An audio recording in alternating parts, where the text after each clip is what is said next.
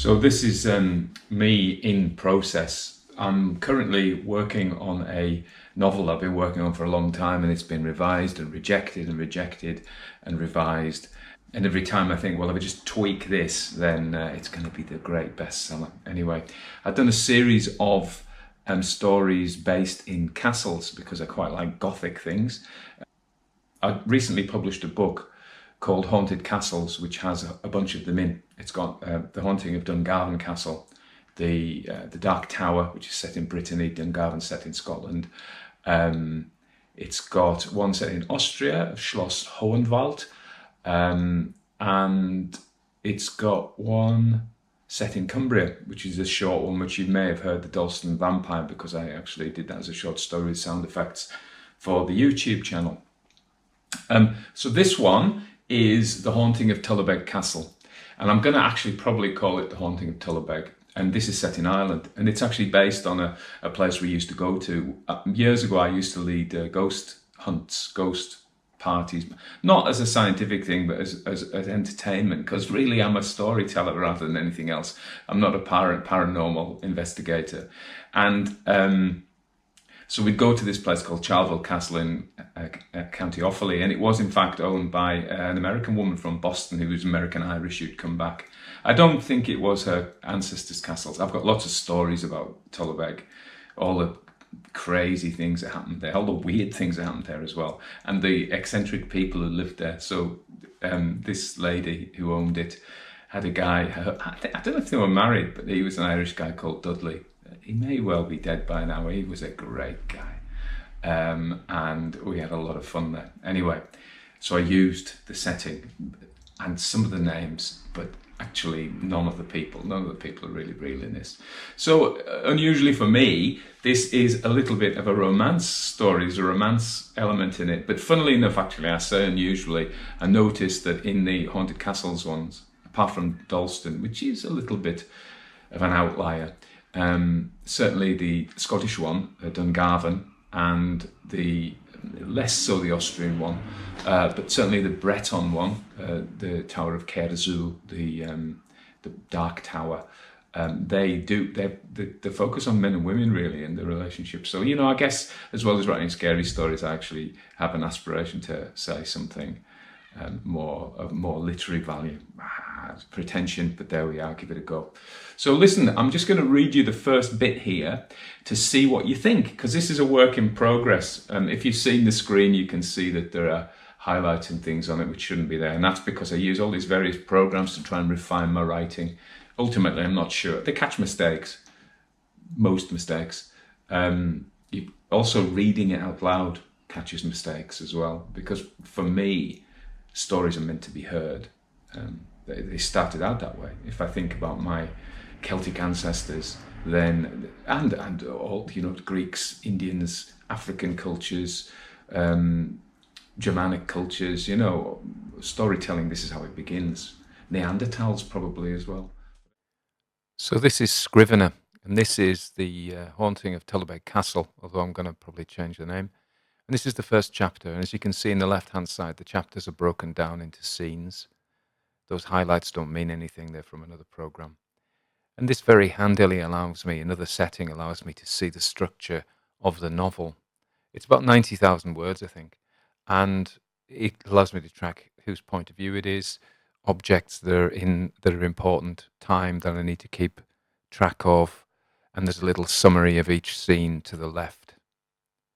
You can just look at a particular chapter with the same layout, and then you go back to the text, and you see on the right-hand side there are various notes I've made that I've thought of as I've gone through it. This is the start of Tullabeg. I'm going to call it The Haunting of Tullabeg. So I'm going to read it to you, okay? I can't look at you and read at the same time, so the screen's here. Through the heart of Ireland, across the bog of Allen, at October's end, with floodwater covering the one-tracked road and the fog thickening like a veil, dim headlights peering purblind forward, the car with its 4 passengers approached its goal. Still invisible in the vaporous air, The anticipation of the castle and the sheer mythic presence of its blood-soaked history brought a delicious anticipation. From its reputation, it was a place full of ghosts and legends, and therefore ideal for their purpose. As the car crawled on, the marshlands stretched on both sides for miles beyond imagining. Claire leaned forward from the back, her skeletal hands clamping a Sunday school Bible as old as she strained for a better view. Her tongue moistened her lips and she muttered, "Sin slips in while the conscience sleeps, and make no mistake, this is a place of sin." "Is that a premonition, or are you being your usual sunny self, Claire?" Tristan sat in the front passenger seat, freckled, dark-haired and young. He winked at Gwyn in the driving seat beside him, the other man older, once black-haired and now grey. Claire fixed Tristan with glass blue eyes. "Don't mock what you don't understand, boy. The Lord punishes pride most of all." Next to Claire in the back seat was Iseult. She took out her earbuds and threaded her long blonde hair into a ponytail through a gauzy blue scruncher. Yanking it straight, she leaned forward over Tristan's shoulder and squinted through the windscreen. "Is that where we're going?" Her finger pointed through the gathering fog. Gwyn nodded. "Tullabeg Castle.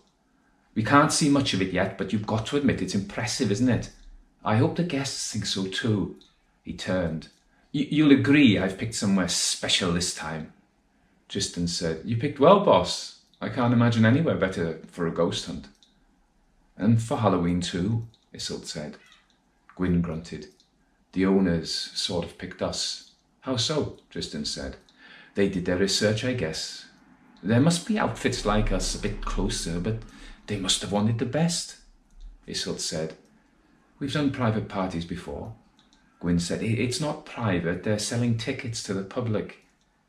"Did they give you a deposit?" Tristan asked.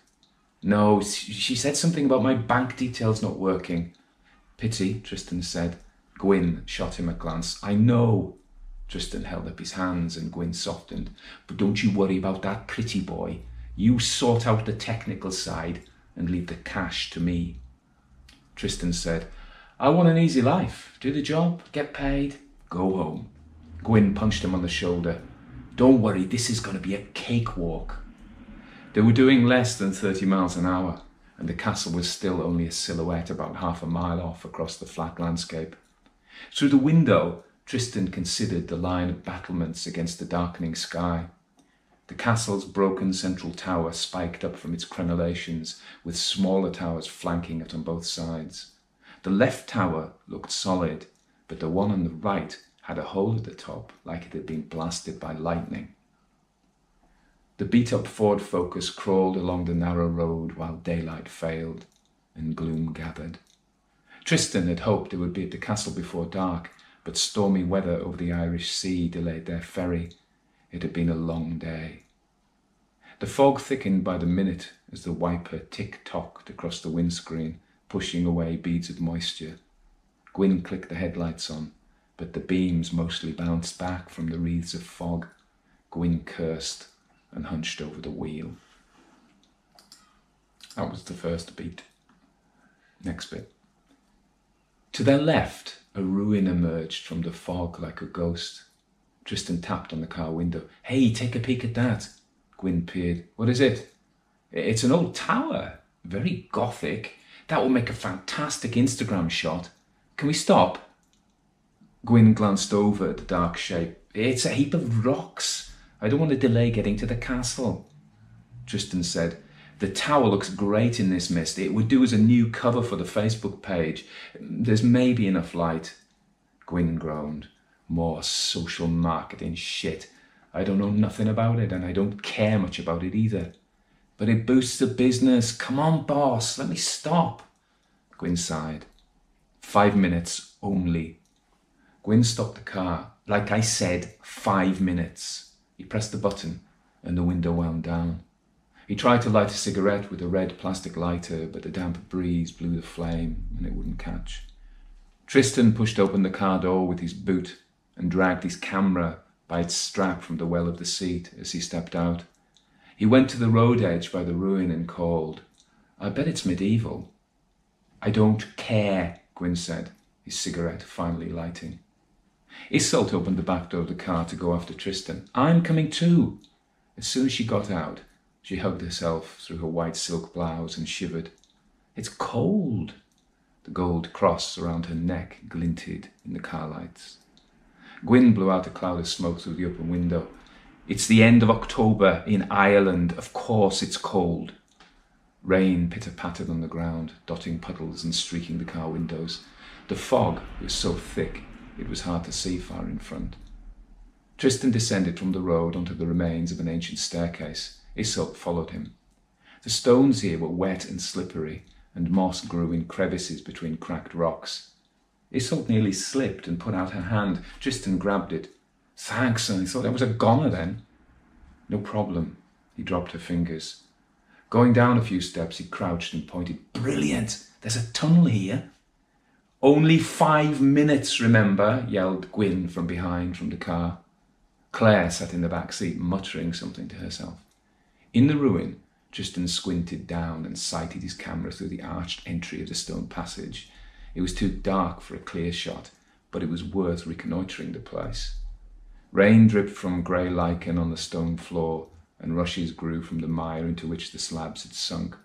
He couldn't see far into the tunnel, but had the impression it extended a long way. "Wonder where that leads," Iseult said, appearing beside him. She placed a hand on Tristan's back, as if to steady herself on the slippery stones. Without meaning to, Tristan stiffened, and she took her hand away. But she still stood close. Tristan said, "It could go all the way to the castle. Wouldn't that be cool?" Iseult stared. "Cool and damp and dark and dangerous." It was no good. He put down his camera. "Come on, let's get back." He glanced round and saw her standing there. Her blue eyes met his, and he turned away. Iseult trembled from the cold. Her chin shuddered. "What if we come back and get some shots tomorrow when the light's better? You and me, if Gwyn and Claire won't come." Tristan grimaced. I'm not sure. Me and Gwyn will be busy setting up for the show." "Oh, yeah, of course.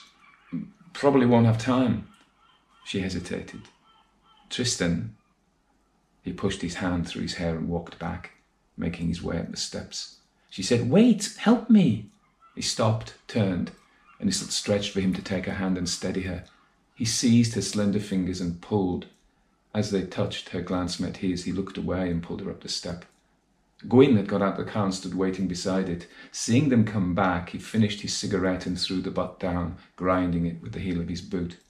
Tristan dropped Iseult's hand as they stepped on the road, and he moved away from her.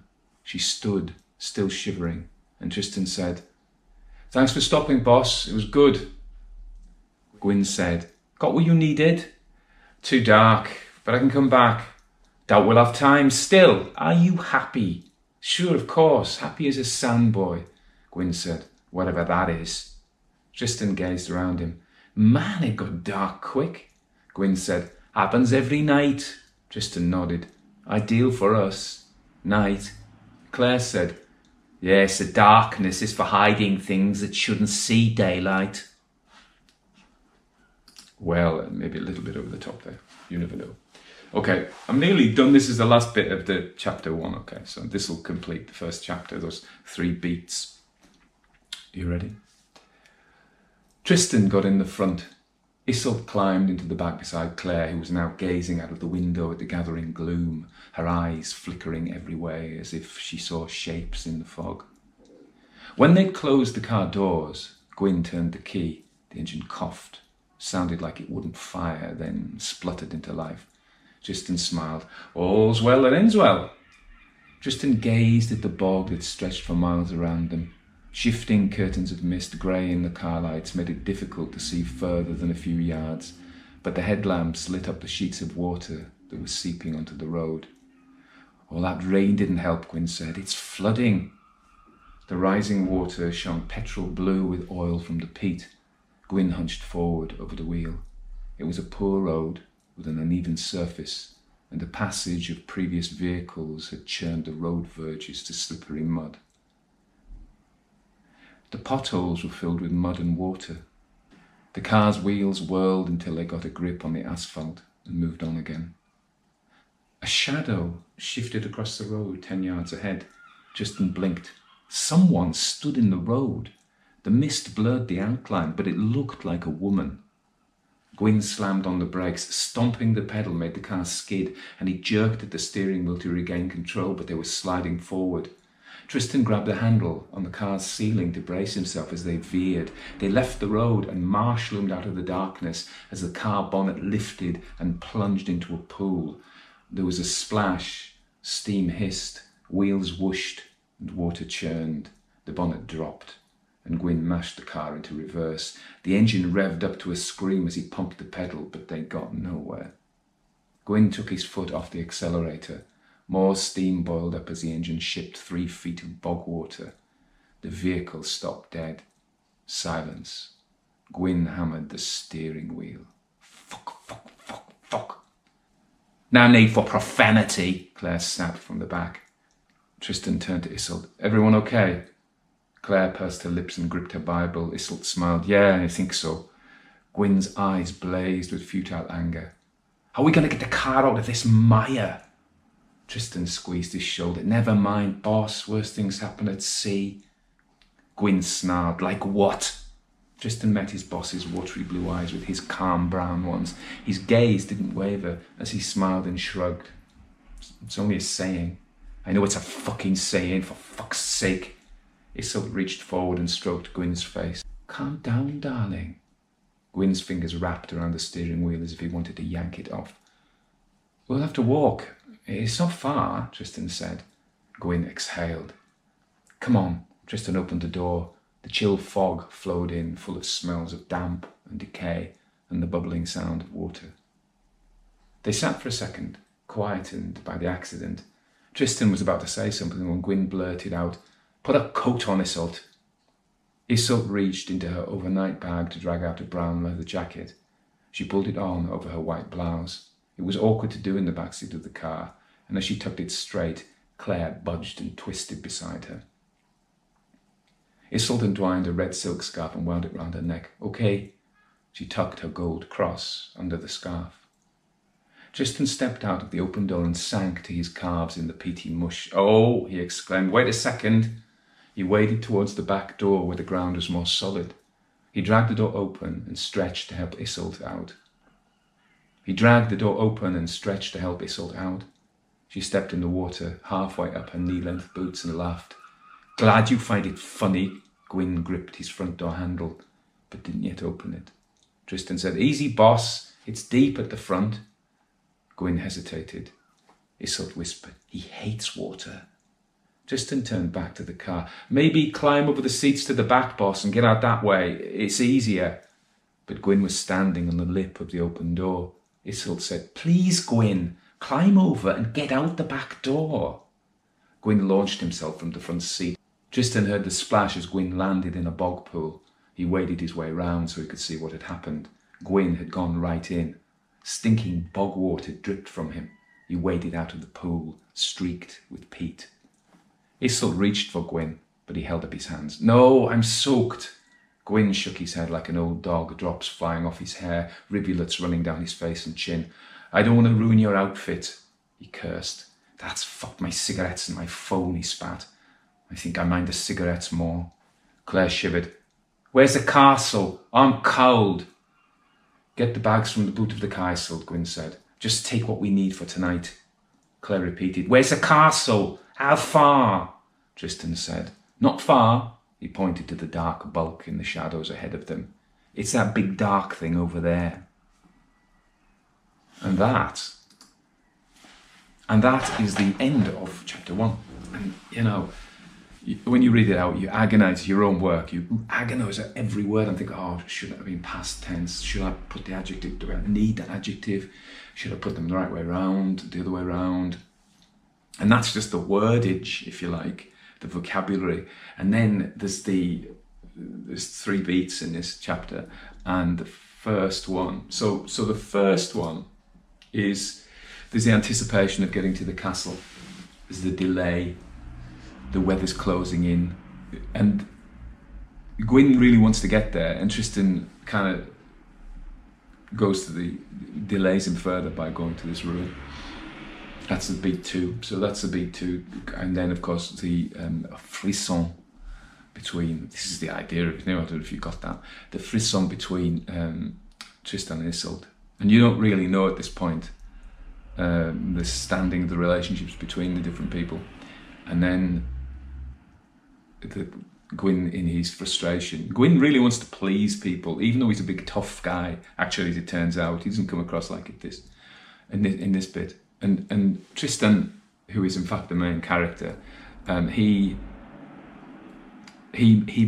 goes from being a follower, because he's always calling boss, boss, boss, to actually being the leader, and that's what I wanted. And so that's that change.